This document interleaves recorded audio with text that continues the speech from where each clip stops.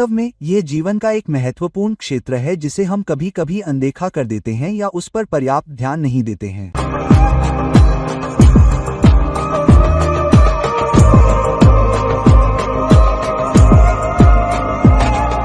Hello, नमस्कार और मेरे सभी दोस्तों को आपके मित्र ज्योतिषी और मार्गदर्शक की ओर से एक बार फिर से आपके अपने चैनल के रूप में आश्वासन। आज हम एक ऐसी चीज के बारे में बात करेंगे जिस पर अक्सर चर्चा नहीं की जाती है और मुझे इसके बारे में वेब पर भी अधिक जानकारी नहीं मिलती है, न ही यूट्यूब वीडियो में, लेकिन मुझे लगता है कि यह एक बहुत ही महत्वपूर्ण बात है। वास्तव में यह जीवन का एक महत्वपूर्ण क्षेत्र है जिसे हम कभी कभी अनदेखा कर देते हैं या हम ज्योतिष और कुंडली के अध्ययन के माध्यम से पर्याप्त ध्यान नहीं देते हैं, और यह इस बारे में है कि हम एक निश्चित दशा काल में क्यों पैदा हुए हैं।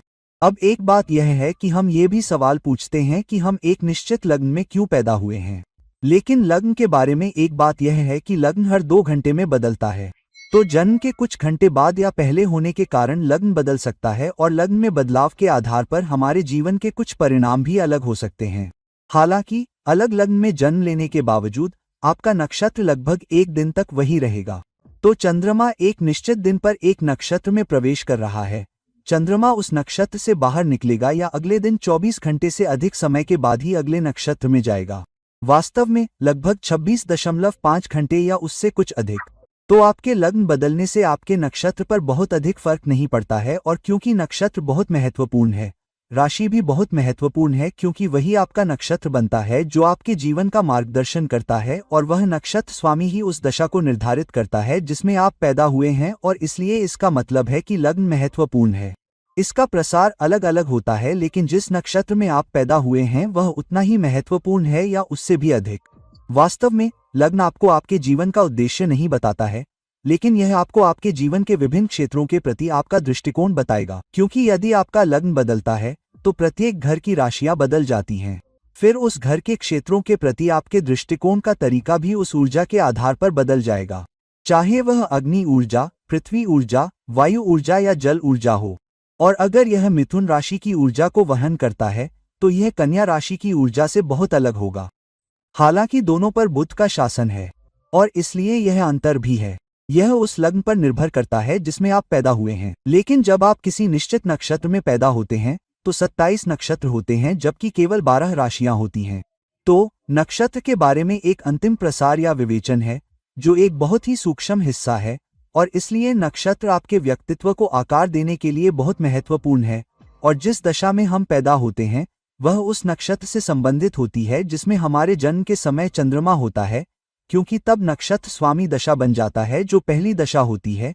लेकिन ऐसा क्यों है कि जब आप किसी निश्चित नक्षत्र में पैदा होते हैं तो नक्षत्र स्वामी की दशा नहीं होनी चाहिए, यह लग्न स्वामी की दशा हो सकती है। तो यदि आप मेष लग्न में पैदा हुए हैं लेकिन आपका नक्षत्र है, उदाहरण के लिए राति, जो बुध द्वारा शासित है, जिसका अर्थ है कि आपके जन्म के समय चंद्रमा राति में है, तो आपकी पहली दशा बुध की नहीं बल्कि मंगल की होनी चाहिए, क्योंकि आप मेष लग्न में पैदा हुए हैं। हालांकि पहली दशा तब होती है जब आपका चंद्रमा वती नक्षत्र में होता है, फिर आपकी पहली दशा बुध की होती है। और ऐसा क्यों है? क्योंकि ज्योतिष या कुंडली जानती है या हमारे ऋषि मुनियों को पता था कि नक्षत्र हमारे जीवन की नींव है, न कि लग्न।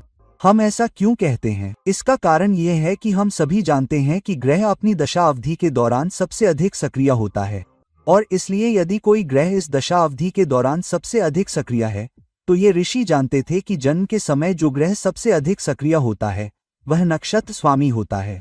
और क्योंकि नक्षत्र स्वामी सबसे अधिक सक्रिय होता है और इसलिए नक्षत्र स्वामी की विशेषताओं का प्रारंभिक जन्म काल पर सबसे अधिक प्रभाव पड़ता है, क्योंकि आप एक निश्चित नक्षत्र में पैदा होते हैं। इसलिए नक्षत्र स्वामी सबसे अधिक सक्रिय होता है और इसलिए नक्षत्र स्वामी का प्रभाव आपके जीवन पर आपके बड़े होने के वर्षों में सबसे अधिक होता है, और इसलिए दशा सबसे सक्रिय ग्रह से संबंधित होती है। और सबसे सक्रिय ग्रह वह ग्रह होता है जिसमें चंद्रमा का नक्षत्र होता है या चंद्रमा जिस नक्षत्र में होता है, और इसलिए वह दशा होती है जिसमें आप पैदा होते हैं। लेकिन इसका गहरा अर्थ क्या है? इसका अर्थ सरल है। हम जानते हैं कि हमारे पास बहुत सारे व्यक्तित्व प्रोफाइल हैं। हमारे पास MBTI है, हमारे पास इंस्टाग्राम है, और बहुत सारे अलग अलग व्यक्तित्व प्रोफाइल हैं। व्यक्तित्व प्रोफाइल के बारे में विज्ञान हमें क्या बताता है? विज्ञान हमें बताता है कि आप जिस भी व्यक्तित्व प्रोफाइल के साथ पैदा होते हैं अधिकांश समय आप उसी व्यक्तित्व प्रोफाइल के साथ पैदा होते हैं। आप उसके साथ पैदा होते हैं या उसके साथ ही जुड़े होते हैं और इसलिए बाहरी वातावरण आपके व्यक्तित्व में केवल एक छोटी सी भूमिका निभा सकता है।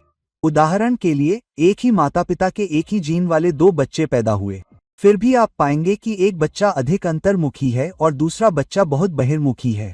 कभी कभी ऐसा जुड़वा बच्चों के साथ भी होता है जो कुछ मिनटों के अंतर पर होते हैं। एक जुड़वा बहुत बहिर्मुखी, मिलनसार होगा और उसका व्यक्तित्व अलग होगा, जबकि दूसरे जुड़वा का व्यक्तित्व अलग होगा। ऐसा क्यों होता है? हालांकि वे दोनों एक ही नक्षत्र में पैदा हुए हैं, क्योंकि उनका चंद्रमा एक ही नक्षत्र में है, क्योंकि चंद्रमा को नक्षत्र बदलने में लगभग 1 वर्ष लगता है। तो अगर नक्षत्र समान है तो क्या होगा? वे इस तरह से क्यों जुड़े हैं? इसका कारण यह है कि आप एक निश्चित कर्म के साथ पैदा हुए हैं और वह कर्म आप पर हावी हो रहा है।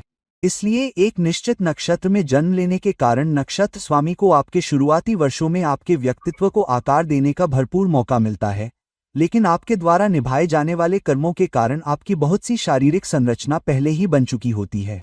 इसलिए अगर आपके कर्मों को एक अंतर्मुखी व्यक्ति की भूमिका निभानी है तो वह कर्म आपको आकार देगा। हालांकि आपके व्यवहार को आकार देने वाले कर्मों के कारण आपके मूल व्यवहार में कई परतें जुड़नी चाहिए। इसलिए अगर आप जन्म से ही अंतर्मुखी हैं तो आपके अंतर्मुखी स्वभाव में कुछ परतें जुड़नी चाहिए और यह आपकी परवरिश के कारण भी होती है। तो अगर आप ऐसे घर में पैदा हुए हैं जहां हर कोई बहिर्मुखी है और आपको मिलनसार बनने के लिए बहुत प्रोत्साहन मिला है, तो अपने अंतर्मुखी स्वभाव के बावजूद आप लोगों के सामने बोलने का आत्मविश्वास विकसित कर सकते हैं। हालांकि आप ज्यादातर समय लोगों के सामने परफॉर्म करने या उनसे बात करने से बचते हैं, फिर भी आप में आत्मविश्वास होगा क्योंकि माहौल बहुत सकारात्मक है। तो माहौल आपके जीवन के एक निश्चित हिस्से को आकार देता है। लेकिन विज्ञान हमें यह भी बताता है कि आपको आकार देने वाला माहौल आपके प्रारंभिक वर्षों में होता है। इसका मतलब है कि पहले 8 से 9 वर्षों में आपका व्यक्तित्व कमोबेश बन जाता है और पूरी तरह से तैयार हो जाता है। और इसलिए हमारे साथ होने वाले अधिकांश काम पहले 8 से 9 वर्षों में होते हैं।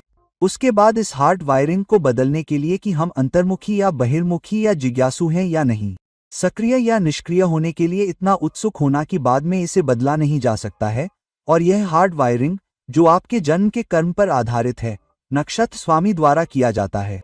और वह नक्षत्र स्वामी केवल आपकी मदद कर रहा है, उन परतों को जोड़ रहा है जिन्हें आपको निभाना है। और इसलिए यदि आप पीछे जाकर देखें कि आप किस दशा में पैदा हुए हैं, और यदि आप दोबारा देखें और देखें कि दशा स्वामी ने किस तरह आकार दिया है या दशा ने आपको कैसे आकार दिया है, तो आप पाएंगे कि दशा स्वामी के कई गुण आपके व्यक्तित्व, आपके दृष्टिकोण और आपके व्यवहार को आकार देने में प्रभाव डालते हैं। माता पिता द्वारा बच्चों को एक जैसे सिद्धांत और मूल्य देने के बावजूद आपने कौन से सिद्धांत और मूल्य अपनाए, फिर भी आप पाएंगे कि बच्चों के सिद्धांत और मूल्य एक दूसरे से भिन्न होते हैं। और यह निश्चित रूप से परवरिश और व्यवहार से आकार लेता है। हालांकि परवरिश और परवरिश लगभग एक जैसी ही होती है। बच्चे एक ही स्कूल में गए होंगे जहां स्कूली मूल्यों और माता पिता का एक ही समूह होगा। हालांकि वे स्वयं अपने व्यक्तित्व का निर्माण करते हैं और ये तय करते हैं कि उन्हें क्या अपनाना है और क्या नहीं, और यह आपके कर्मों के कुछ अंश द्वारा दिया जाता है और नक्षत्र स्वामी, जो दशा स्वामी है, द्वारा परतों में जोड़ा जाता है। और इसलिए एक व्यक्तित्व का आकार काफी हद तक उस कर्म पर निर्भर करता है जिसे आपको निभाने की आवश्यकता है और नक्षत्र स्वामी या दशा स्वामी द्वारा हमें कौन सी परतें दी जा रही हैं, क्योंकि आपको उस कर्म को निभाने की आवश्यकता है। इसलिए उदाहरण के लिए, यदि आप चंद्रमा की दशा में पैदा हुए हैं और चंद्रमा अपने ही नक्षत्र में है, तो आप पाएंगे कि आप भावनात्मक रूप से कैसे व्यवहार करते हैं, आपकी भावनाएं कैसे आकार लेती हैं। ये काफी हद तक आपके द्वारा ढोए जा रहे कर्म पर निर्भर करेगा। लेकिन घर में भावनात्मक माहौल भी, क्या यह सहयोगी है, क्या यह देखभाल कर रहा है, क्या यह प्यार कर रहा है, आपके माता पिता कितने सकारात्मक हैं, आपको कितना भावनात्मक समर्थन मिल रहा है, कितना प्यार, दुलार, मुस्कुराहट, हंसी, कुछ राहत जो आपको अपने माता पिता से मिलती है, लेकिन निश्चित रूप से कुछ अनुशासन भी मिलता है। तो यह सब आपके व्यक्तित्व में जुड़ता है जिसके साथ आप बड़े होते हैं। और इसलिए आप पाएंगे कि अगर कोई बच्चा चंद्रमा की दशा में पैदा होता है तो बाद में परिस्थितियों के प्रति भावनात्मक प्रतिक्रिया उसके कठोर स्वभाव और उसके द्वारा पले बड़े माहौल पर आधारित होती है, जो बाद में उसके निर्णयों को प्रभावित करती है। जो व्यक्ति बुध की दशा में पैदा होता है वह चीजों का अधिक विश्लेषण करेगा, चीजों को समझने की कोशिश करने में अधिक उत्सुक होगा और उसमें गहराई तक जाएगा और अधिक विश्लेषणात्मक दृष्टिकोण रखेगा। जबकि चंद्रमा की दशा में पैदा हुआ व्यक्ति परिस्थितियों के प्रति बहुत अधिक भावनात्मक दृष्टिकोण रख सकता है। केतु की दशा में पैदा हुआ व्यक्ति कभी कभी ऐसे परिवार में पैदा हो सकता है जहां चीजों तक पहुंचना थोड़ा आसान नहीं होता है। उस व्यक्ति को सभी चीजें उपलब्ध नहीं होती हैं, या वह एक ऐसे परिवार में पैदा हो सकता है जो समृद्ध है। लेकिन केतु दशा में पैदा होने वाले व्यक्ति को कभी कभी सांसारिक चीजों से लगाव नहीं होता है, भौतिकवादी चीजों से लगाव नहीं हो सकता है, और इसलिए व्यक्तित्व का निर्माण प्रारंभिक वर्षों के आधार पर होगा। इसलिए बच्चा भौतिकवादी चीजों का पीछा नहीं कर सकता है, लेकिन उन चीजों का पीछा कर सकता है जो जिज्ञासा या रुचि से अधिक हैं और जो आत्मा को भी ऊपर उठाती हैं, जो व्यक्ति को खुश करती हैं और उस खुशी के माध्यम से आत्मा को ऊपर उठाती हैं। लेकिन यह कैसे होता है? यदि आप टेनिस के खेल को जानते हैं तो आप पाएंगे कि टेनिस के विशेषज्ञ बैठकर मैच की समीक्षा करेंगे और वे समय समय पर यह भी बताएंगे कि एक टेनिस खिलाड़ी क्या गलतियां करता है और क्या नहीं करता है। मजबूर गलतियां वे गलतियां हैं जो प्रतिद्वंद्वी ने आपको एक निश्चित प्रकार का शॉट खेलकर करने के लिए मजबूर किया है और आपको वह गलती करने के लिए मजबूर किया जाता है। उदाहरण के लिए, अगर आपकी तरफ से गेंद नेट के बहुत करीब गिरती है तो आप गेंद को नेट के ऊपर से नहीं फेंक सकते और अधिकतर बार आप गेंद को नेट में मार सकते हैं और आप अंक गंवा सकते हैं। इस तरह की गलती को जबरन की गई गलती कहा जाता है, जहां आप अपनी पूरी कोशिश के बावजूद गेंद को वापस प्रतिद्वंद्वी के पाले में नहीं फेंक पाते। हालांकि कई बार अनजाने में की गई गलतियां भी हो सकती हैं। गेंद को पास करने, विजयी शॉट खेलने या गेंद को स्मैश करने के बहुत सारे मौके होते हैं, लेकिन खिलाड़ी खुले कोर्ट के बावजूद भी गेंद को कोर्ट के बाहर मार सकता है और अंक गंवा सकता है। इस तरह के शॉट को अनजाने में की गई गलतियां कहा जाता है। इसलिए जीवन का आरंभिक स्वरूप हमारे जीवन में इन जबरन की गई गलतियों से ही बनता है, और फिर भी आपको अनजाने में की गई गलतियों से बचने के लिए पर्याप्त अवसर दिए जाते हैं। अनजाने में की गई गलतियां आपके अपने कार्यों, आपके द्वारा लिए गए निर्णयों और पर्यावरण के प्रभाव को लेकर आपके अपने दृष्टिकोण के कारण होती हैं। और इसलिए आप पाएंगे कि टेनिस में जो लोग कम गलतियां करते हैं वे मैच ज्यादा जीतते हैं। इसी तरह जीवन में भी जो लोग कम गलतियां करते हैं वे अपना जीवन बेहतर तरीके से जीते हैं। और यह आपके कर्मों और आपके व्यक्तित्व की परतों द्वारा निर्धारित होता है, जो दशा स्वामी द्वारा आपके जन्म के समय जोड़ी जाती हैं, क्योंकि प्रारंभिक वर्षों में ही हॉटवायरिंग हो जाती है। इसलिए आप एक निश्चित दशा में पैदा होते हैं ताकि उस दशा स्वामी को आपके व्यक्तित्व की परतें जोड़ने का मौका मिले, ताकि आप गलतियां करने के लिए मजबूर हो जाएं और फिर भी दशा स्वामी द्वारा निर्देशित क्षेत्र में उन अप्रत्याशित क्षेत्रों को बनाने के लिए पर्याप्त अवसर दिया जाए, क्योंकि आपको इस जीवन में दिए गए कर्मों को पूरा करना है। तो इस जीवन में आप जो कर्म कर रहे हैं उसका आपके जीवन से बहुत कुछ लेना देना है, ताकि आप उस कर्म को निभा सके और उस कर्म ऋण को चुका सकें। और इसका उस दशा से बहुत कुछ लेना देना है जिसमें आप पैदा हुए हैं, क्योंकि दशा स्वामी ही आपके व्यक्तित्व को एक खास तरीके से आकार देता है ताकि आप उन कर्मों को निभा सके और आपकी कर्म मृत्यु हो सके। मैं आपको हमारे जीवन से एक उदाहरण देता हूं। अब पश्चिम में हम जानते हैं कि जोड़े आमतौर पर एक दूसरे को महीनों या सालों तक डेट करते हैं। उसके बाद आखिरकार लड़का प्रपोज करता है और गर्लफ्रेंड प्रपोजल का बेसब्री से इंतजार करती है और वह बहुत उत्साहित हो जाती है। लड़का भी एक दिन और समय चुनता है जो उपयुक्त हो और इसलिए वह उसे प्रपोज करता है, उसे अंगूठी देता है और अगर वह स्वीकार कर लेती है तो वे आगे बढ़ते हैं और शादी करते हैं। लेकिन वे एक दूसरे को बहुत लंबे समय से जानते हैं। वे एक दूसरे को हर तरह से बहुत अंतरंग तरीके से जानते हैं और फिर वे शादी करने का फैसला करते हैं। फिर भी पश्चिमी देशों में आज 50% से ज्यादा शादियां तलाक में बदल रही हैं। इसका कारण यह है कि पूर्वी हिस्से में, खासतौर पर उपमहाद्वीप में, पश्चिमी देशों की तुलना में शादियों के टूटने का अनुपात कम है। हालांकि हम अब आगे बढ़ रहे हैं। इसका कारण यह है कि जब आप कुंडली मिलान करते हैं तो आप जोड़े या जोड़े के माता पिता को यह चुनने का मौका देते हैं कि आप किसी खास व्यक्ति से शादी करना चाहते हैं या नहीं। कुंडली मिलान के जरिए आपके जीवन के विभिन्न गुणों और कई अन्य चीजों को ध्यान में रखा जाता है, जैसे चरित्र, लंबी उम्र और कई अन्य चीजें। मैंने इस पर एक वीडियो बनाया है। हालांकि एक दिलचस्प बात यह है कि कुंडली मिलान के बावजूद मैंने यह पाया, और कई अन्य ज्योतिषी भी इस पर नजर रखते हैं, कि कैसे, कब, अगर आपको अपने वैवाहिक जीवन में चुनौतियों का सामना करना पड़ता है तो आप पाएंगे कि ज्यादातर बार मिलान के लिए आने वाली कुंडली भी दोनों जोड़ों के लिए चुनौतियों का कारण बनती हैं। मेरा इससे क्या मतलब है? मेरे पास कई बार लोग कुंडली मिलान के लिए आते हैं और एक सज्जन ऐसे थे जिनकी कुंडली में सप्तम भाव और सप्तमेश बहुत बुरी तरह पीड़ित थे और शुक्र भी बहुत बुरी तरह पीड़ित था, और इसलिए जब वे कुंडली मिलान के लिए आते थे और उन्हें भी पता था कि उन्हें ये चुनौतियां हैं, तो वे कुंडली मिलान के माध्यम से कुछ कुंडलियां या कुछ संभावित रिश्ते लेकर आते थे, और अधिकांश समय मैंने पाया कि कई बार लड़की की कुंडली, लगभग पहली 6 से 7 कुंडलियां ऐसी लड़की की होती थीं जिनका सप्तम भाव भी बहुत बुरी तरह पीड़ित होता था। इसका कारण यह है कि उस लड़के को परेशानी की संभावना दी गई है, क्योंकि उसे कर्म का फल भोगना है, उसे जीवनसाथी को कर्म ऋण चुकाना है, उसे उन अनुभवों को जीना है जिन्हें आत्मा ने उन अनुभवों का नेतृत्व करने के लिए चुना है। आत्मा उन अनुभवों का नेतृत्व करना चाहती है ताकि आत्मा उन अनुभवों के माध्यम से विकसित हो सके। इसलिए जीवन के उद्देश्य के अलावा जीवन का एक उद्देश्य आत्मा को ऊपर उठाना भी है। आत्मा केवल आत्मा साक्षात्कार से ही ऊपर उठती है। आत्मबोध अनुभवों से जीने से आता है, और केवल उन अनुभवों को जीकर और एक निश्चित आचरण रखकर ही आप आत्मा को ऊपर उठा सकते हैं। यदि आप इन अनुभवों को जीते हैं तो आप सीखते हैं, लेकिन आप सही तरीके से नहीं सीखते, आप पर्याप्त नहीं सीखते, आप अपने दृष्टिकोण और व्यवहार को सही करने में सक्षम नहीं होते हैं, तो आप जीवन के चक्र में वापस फेंक दिए जाते हैं, और फिर भी आत्मा विभिन्न चरणों, विभिन्न लोकों से होकर ऊपर उठती है और अंततः मोक्ष प्राप्त करती है। तो आपका कर्म भी निश्चित रूप से एक निश्चित कर्म का नेतृत्व करना है, लेकिन आत्मा को ऊपर उठाना भी है, और आत्मा का उत्थान उन अनुभवों को जीने से होता है। इसलिए यदि आपको अपने रिश्ते में एक निश्चित अनुभव का नेतृत्व करना है तो अक्सर अगर आप किसी भी कुंडली मिलान के लिए जाते हैं तो आप पाएंगे कि आपको समान प्रकार के साथी मिलते हैं। जो लोग रिलेशनशिप 2, 3, 4 में परेशानियों से जूझ रहे होते हैं, आप पाएंगे कि अपनी पूरी कोशिश के बावजूद या तो उन्हें ऐसे पार्टनर मिलते हैं जिनका रवैया या व्यवहार या गुण इस व्यक्ति के लिए बिल्कुल भी सही नहीं होता है, या फिर वो व्यक्ति वही गलतियां करता रहता है जो उसने सोचा था कि वो पिछले रिश्ते के टूटने के बाद नहीं करेगा।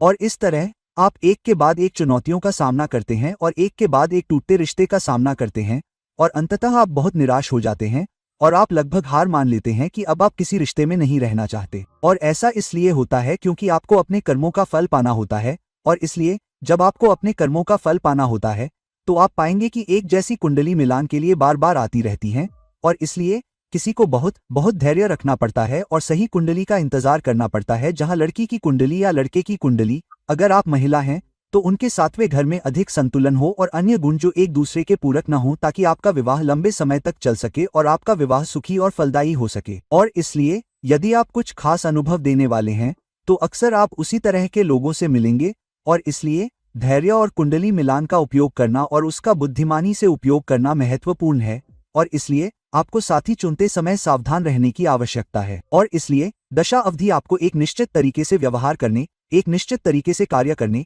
एक निश्चित तरीके से अपने दृष्टिकोण का निर्माण करने के लिए मजबूर करेगी, जो तब आपके कुछ रिश्तों में नेतृत्व करने के तरीके को आकार देगी, आपके करियर में आपके व्यवहार के तरीके को आकार देगी, आपके सहयोगियों के साथ आपके व्यवहार के तरीके को आकार देगी, आपके पर्यवेक्षकों और प्रबंधकों के साथ आपके व्यवहार के तरीके को आकार देगी। और इसलिए जिस दशा में आप पैदा हुए हैं वह आपके व्यक्तित्व को आकार दे रही है, जो कर्म में परतें जोड़ रही है, जो अप्रत्याशित गलतियां करने के अवसर दे रही है, और आपके जीवन में होने वाली बल गलतियां एक निश्चित दशा में पैदा होने का सार है। इसलिए आप इस बिंदु को याद नहीं कर सकते, क्योंकि यदि आप इस बिंदु को याद नहीं करते हैं तो दशा स्वामी क्या योगदान दे रहा है और आप एक निश्चित दशा में क्यों पैदा हुए हैं। दशा स्वामी से संबंधित कर्मिक क्या है। दशा स्वामी की स्थिति, आपकी कुंडली में दशा स्वामी कहाँ स्थित है, वह कौन सी दशा या योग बना रहा है, तब आप मुख्य बिंदु से चूक जाएंगे। इसलिए जब आप किसी निश्चित दशा में पैदा होते हैं तो दशा स्वामी की स्थिति, वह किन भावों में स्थित है और वह क्या कार्य कर रहा है, यह समझना बहुत महत्वपूर्ण है, क्योंकि जिस दशा में आप पैदा होते हैं वह आपके व्यक्तित्व को आकार देती है, आपके दृष्टिकोण को आकार देती है, ताकि बाद में आपके जीवन में वे गतिविधियां या कार्य या परिस्थितियां जब वे आएंगी तो वह प्रारंभिक आकार आपको एक निश्चित तरीके से कार्य करने के लिए मजबूर करेगा। यदि आप बुध की दशा में पैदा हुए हैं तो आप पाएंगे कि जीवन में बाद में जब आपको अधिक विश्लेषणात्मक निर्णय लेने होंगे तो आप पाएंगे कि शुरुआती वर्षों में बुध ने आपको कैसे आकार दिया है, आपके द्वारा निभाए जाने वाले कर्म के आधार पर निर्णय कैसे लिया जाता है, आपने कितनी गलतियां की हैं और आपने कितनी गलतियां की हैं। और आप पाएंगे कि अगर आपका जन्म बुध की दशा में हुआ है और बाद में जब भी आपको विश्लेषणात्मक निर्णय लेने की आवश्यकता होती है तो आपको सोच समझकर निर्णय लेने की आवश्यकता होती है। आपको संतुलित निर्णय लेने होंगे कि आपको क्या विकल्प चुनने की आवश्यकता है। मूल्यों की प्रारंभिक स्थापना, व्यवहार, क्या आपने अपने व्यक्तित्व को कैसे विकसित किया, बुध दशा के शुरुआती वर्षों के दौरान आपके व्यक्तित्व का विकास कैसे हुआ, इसने आपके निर्णय लेने के तरीके में बहुत योगदान दिया है, और यह केवल बुध की दशा में नहीं है, किसी भी ग्रह की दशा में। यदि आपका जन्म सूर्य की दशा में हुआ है, तो बाद में आप प्राधिकरण के लोगों से कैसे निपटते हैं, आप किस तरह का नेतृत्व दिखाते हैं, आप चीजों के लिए स्वेच्छा से कितना कदम आगे बढ़ाते हैं, जीवन में बाद में आप किस तरह के नेतृत्व के विकल्प चुनते हैं, आप अपने विकल्पों को कितना आत्मविश्वास और आत्मसम्मान के साथ चुनते हैं, यह इस बात पर निर्भर करेगा कि सूर्य दशा के दौरान शुरुआती प्रारंभिक वर्षों में सूर्य ने आपके व्यवहार, आपके दृष्टिकोण को कैसे आकार दिया।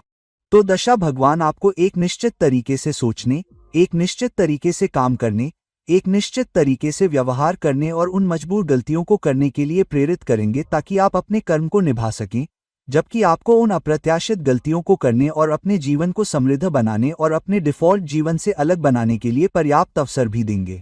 आपको अपने जीवन को जीने के लिए पर्याप्त अवसर दिए गए हैं, लेकिन आपके जीवन को आपके कर्म ऋण से अलग तरीके से डिज़ाइन किया गया है। तो कर्म निश्चित रूप से अपने हिस्से को निभाएगा, लेकिन कर्म आपको अच्छे कर्म जोड़ने और अच्छे कर्म के माध्यम से अपने कर्म ऋण को चुकाने और अपने कर्म ऋण को बराबर करने की अनुमति भी देता है। इसलिए मन को आकार देना, आपके व्यवहार को आकार देना, आपके दृष्टिकोण को आकार देना, आपके आसपास की घटनाओं को आकार देना महत्वपूर्ण है। और इसलिए आप माता पिता के एक निश्चित समूह से भी पैदा हुए हैं, क्योंकि माता पिता भी व्यवहार में जोड़ रहे हैं, मूल्यों में जोड़ रहे हैं, उन सिद्धांतों को जोड़ रहे हैं जिन्हें आप अपने व्यवहार के हिस्से के रूप में शामिल करेंगे। लेकिन सभी बच्चे समान मूल्यों और सिद्धांतों का एक ही सेट नहीं रखेंगे। तो आप कुछ खास माता पिता के पास क्यों जा रहे हैं? क्योंकि रिश्ते से जुड़ा कर्म ऋण भी महत्वपूर्ण है, लेकिन आपको अपने जीवन को जीने और कम अनायास गलतियां करने के लिए पर्याप्त अवसर भी दिए जाते हैं।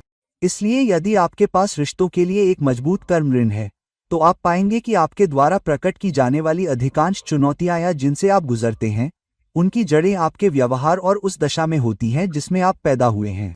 अगर आपको काम में चुनौतियों का सामना करना पड़ता है, तो आप पाएंगे कि आपके करियर और आपके काम में आने वाली चुनौतियों या समस्याओं की जड़ें उस दशा से जुड़ी होंगी जिसमें आप पैदा हुए हैं और उसने आपके विचारों, आपके दृष्टिकोण और आपके व्यवहार को कैसे आकार दिया है। अगर आपको अपने बच्चों के साथ कुछ खास परिणाम चाहिए, तो आप पाएंगे कि आपके सिद्धांत और मूल्य, आपके व्यवहार और बच्चों के साथ आपके व्यवहार का बहुत कुछ इस बात से संबंध रखता है कि आप कैसे बड़े हुए हैं, आप किस माहौल में पले बड़े हैं, और आप माहौल, दशा या अपने कर्मों से उन मूल्यों को ग्रहण करेंगे और उनका इस्तेमाल बच्चों के साथ व्यवहार करने और उस तरह के पिता या माँ बनने में करेंगे। अगर आपको कुछ खास कर्म करने हैं, तो दशा स्वामी उसमें योगदान देता है। अगर आपको अपने रिश्तों को एक खास तरीके से जीना है, तो दशा स्वामी आपके व्यवहार और जीवन में होने वाली घटनाओं को आकार देने में योगदान देता है। और अगर आपको यह तय करना है कि आप भौतिक रूप से कितने सफल हैं, आप कितने आध्यात्मिक रूप से कितने सफल हैं, तो दशा स्वामी आपके कर्मों के ऊपर और ऊपर परतों में योगदान देता है और आप उन निर्णयों के अनुसार अपने जीवन को कैसे प्रकट करेंगे। तो मेरे दोस्तों, अपनी कुंडली देखें, समझें कि आप किस दशा में पैदा हुए हैं और दशा स्वामी ने आपके व्यवहार, सिद्धांतों और मूल्यों को आकार देने में कैसे योगदान दिया है, आपके द्वारा चुने गए विकल्पों को आकार देने में, और यह आपको उन गलतियों को करने के लिए कैसे मजबूर कर रहा है और आपको उन अप्रत्याशित गलतियों को करने या उन्हें कम करने का क्या अवसर दे रहा है, ताकि आप डिफ़ॉल्ट दृष्टिकोण से एक अलग कर्म निभा सकें, लेकिन अपने जीवन को एक निश्चित तरीके से डिजाइन करें, क्योंकि आपको अच्छे कर्म जोड़ने और बुरे कर्मों को छोड़ने के लिए पर्याप्त अवसर दिया जाता है।